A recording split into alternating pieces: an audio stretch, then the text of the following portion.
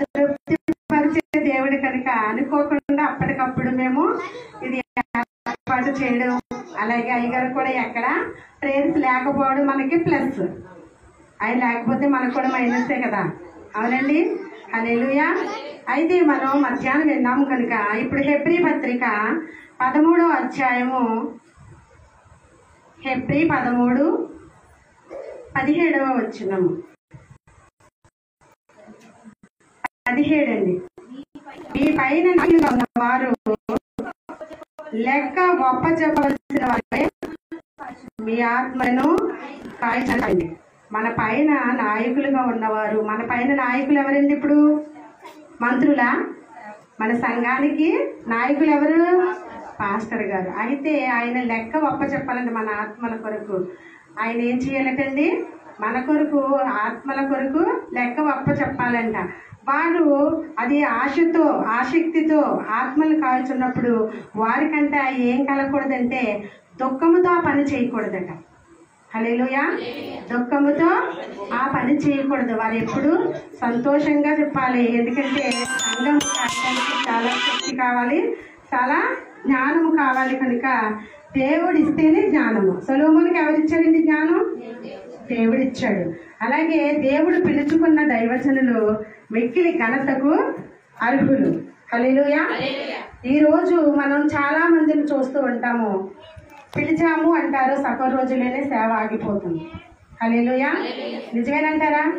ఎందుకంటే దేవుడు పిలవకపోతే ఆయన నడిపించడం అసాధ్యమే. ఆయన పిలిస్తేనే వారు నడుస్తారు.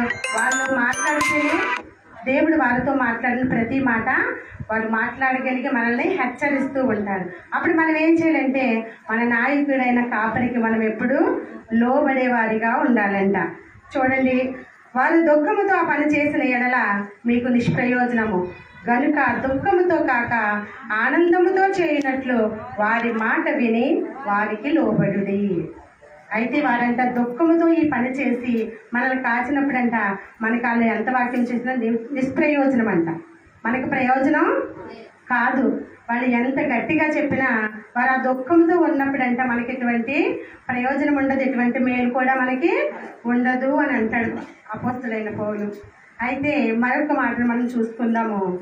హెబ్రీ పత్రికే 11:8.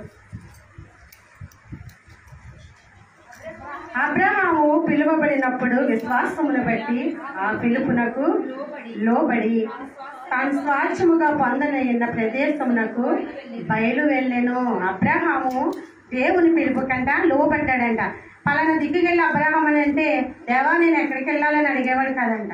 కానీ ఎప్పుడు ప్రజలంటే పాస్టర్ గారు వచ్చి అమ్మ మీరు అక్కడికి వస్తారంటే ఎందుకు సార్ మేము రాలేను సార్, మా ఇంట్లో ఊరుకోరు సార్ అంటాం.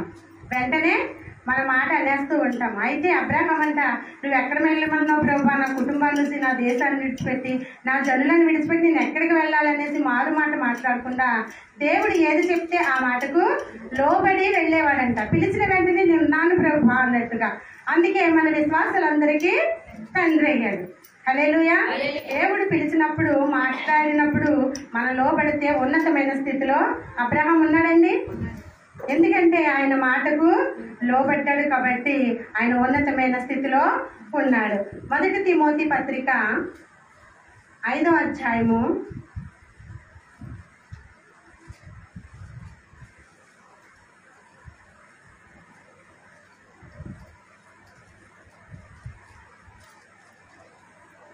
5:17 అండి. బాగుగా పాలన చేయు పెద్దలను విశేషముగా వాక్యమందును ఉపదేశమందును ప్రయాసపడు వారిని రెట్టింపు సన్మానమునకు పాత్రులుగా ఎంచవలెను. బాగుగా పాలన చేయు అంటే మనం లోకంలో చూస్తే మన అధికారులు అనుకోవచ్చు. కానీ సంఘానికి అధికారులు ఎవరండి? సంఘ సేవకులు కనుక వారంతా మనకి విశేష వాక్యమందు ఉపదేశమందును, మనకి వాక్యం చెప్పటలో, మనకి ఉపదేశించటలో, మనకి బుద్ధి చెప్పటలో, హెచ్చరించటలో, మనకి ప్రతి విషయంలోనూ మనల్ని ఆయన ఏం చేస్తున్నారు? ఉపదేశించటలో ప్రయాసపడుతున్నారంట. వారి ప్రయాసము వ్యర్థం కాకుండా ఉండాలంటే మనం ఏం చేయాలి? రెట్టింపు సన్మానము, దేవుని తర్వాత దేవునికి మనకు మధ్యవర్తి ఎవరండి? కాపరి. కనుక మనం ఏం చేయాలంటే ఆయన మాటకు మనము వినబడాలి. మనం ఎందుకు వినట్లేదు అని అంటే మనకి ఎక్కడ పుట్టిన వాడే కదా, మనకి అందరికీ తెలిసిన వాడే కదా అనుకుంటాం తప్ప ఆయన అభిషేకం ఏమిటో మనము గ్రహించలేము. కాబట్టే మనం ఎట్లా ఉంటామేమో అనిపిస్తుంది ఒక్కొక్కసారి. హల్లెలూయా. అయితే మనము అది విన్నప్పుడు మనము తగ్గించుకునే వారిగా ఉండాలి. ఏమి చెప్పినప్పటికీ మనము బాధపడిన వారిగా ఉండకూడదు. అది మన మంచికే మన తండ్రి చెప్తున్నాడని. ఇహలోక తల్లిదండ్రులు మనల్ని ఎలా గర్దిస్తూ ఉంటారో అలాగే ఆత్మీయ తల్లిదండ్రులు కూడా మనకి అవసరమైన మాటలు మన తొట్టిల్లిపోయినప్పుడు అలా కాదమ్మా ఇలా నడు అన్నప్పుడు నువ్వు చెప్పాలేంటి అన్న మాట మన నోటొచ్చిందంటే మన విధేయతతో ఉన్నట్టేనండి కాదు, మనం ఎదిరించిన వారుగా ఉంటాము. కాబట్టి మనం విధేయులుగా ఉండాలంట. అయితే జనులు చెడిపోదురు. అలాగే నాయకులు లేకపోతే జనులంట చెడిపోతారంట. సంఘానికి కాపరి లేకపోయినా కూడా చెడిపోతాము. గొర్రెలకు కాపరి లేదనుకోండి చెదిరిపోతాయా? మంచిగానే ఉంటాయా? కాబట్టి దైవజనులు ఎప్పుడు మనము సన్మానించే వారిగా ఉండాలి. నేను వచ్చినప్పటి నుంచి ఆయన చూస్తున్నాను. ఏంటంటే తెలిసిన వారే అని అనుకుంటాం, కానీ నాకు చాలా భయం ఒక్కొక్కప్పుడు. ఆయన కోపం పడినా కూడా నేను